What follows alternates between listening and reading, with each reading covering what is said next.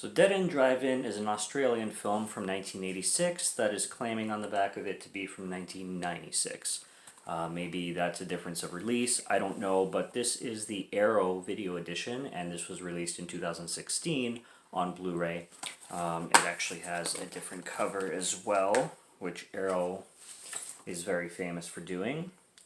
Now, I obviously stuck with this one because this is the original artwork. I usually prefer original artworks, and I don't know, it's pretty vibrant and kind of goes with the theme of the film itself. So I decided to stick with that guy.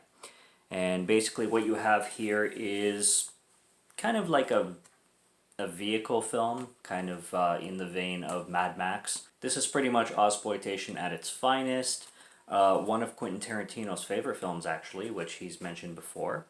And it has a really simple plot, to be honest. Basically, you get this guy named Jimmy, and the setting of this film is basically like kind of a dystopian, kind of a punk rock, futuristic in the movie anyway.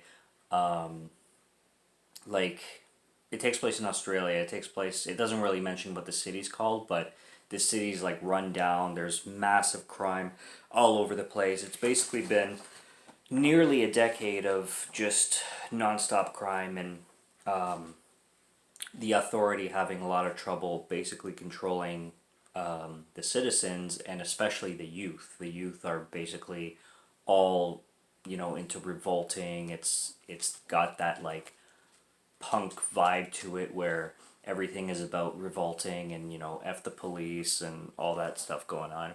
And yeah, it's a lot of fun to be had for sure. But this guy named Jimmy, he has a brother named Frank, and basically he borrows Frank's car to take his girlfriend Carmen to a drive-in, and this drive-in is called Star Drive-In. And what happens is when they get there, they're in the middle of the film, in the middle of them banging actually.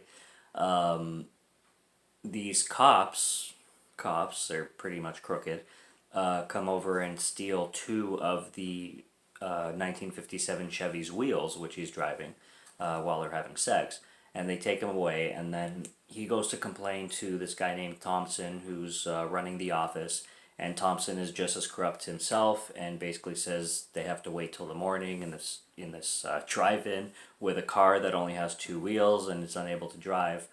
And then when the morning comes, when they sleep in the car and go back to Thompson to talk about what the hell's going on, basically they're stuck in this drive-in and they're not allowed to leave.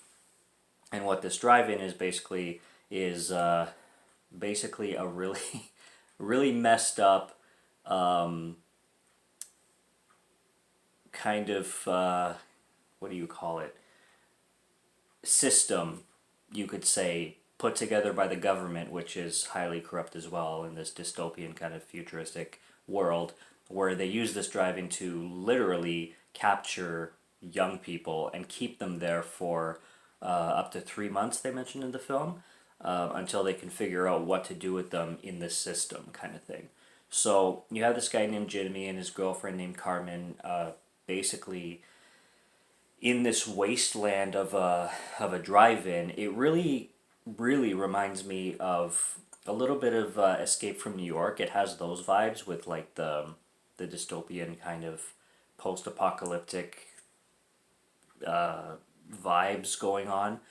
It's a lot more like that than Mad Max is. Mad Max was definitely like very open world, very desert-like. This one's much more contained, obviously, to a drive-in.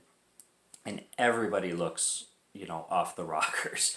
Like punk hairstyles, and like everybody's got these weird outfits and, get-ups. They look very much like they do in like maybe Mad Max Fury Road, but very much Escape from New York by John Carpenter. I definitely got a lot of those vibes when it comes to the characters in this movie.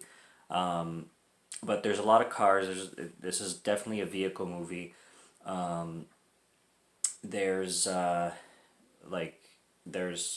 wacky characters galore, but it does have a lot of stunts, and it's famous for its stunt work, and a lot of the stunt people in Mad Max actually are the like stunt doubles in this film for the actors, and it's a lot of fun. Like it's one of those, you know, dystopian films with tons of explosions, and it's an instant cult film for sure. You can definitely sense that in it, and it's a genre movie. It's a genre movie that delivers fully on what it means to, and is a lot of fun to be had. Basically, I didn't take too many notes, like I said, because the plot is real simple. It's basically everything I just mentioned. I really love the last scene in the film, the whole final jump, which he flies through like the star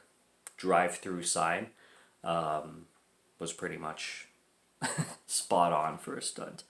And the cars look nice. I mean, if you're into car films. But yeah, it's a fun film. It's definitely for genre fans, and it's a simple premise. It kind of gives you what you're looking for, and if you are into exploitation, I definitely recommend finding this somewhere and streaming it, or just finding the Arrow release of it, which I'm pretty sure is still available and you can find. I'm pretty sure it's not out of print yet, but you got some cool features on it as well, including what you can call it, a commentary, and the director has some featurettes himself because he was really famous in the 80s with exploitation projects and stuff like that. Brian Trenchard-Smith is his name, and there's some special features that kind of spotlight some of the stuntmen that were involved in Mad Max and in this film. So that's pretty much it for that. Subscribe to Morgan Film Fan if you like my film reviews or if you like my voice, and that's about it. Until next review, I'll be back, and there's lots on the channel, so check them out. Till then, take care and cheers.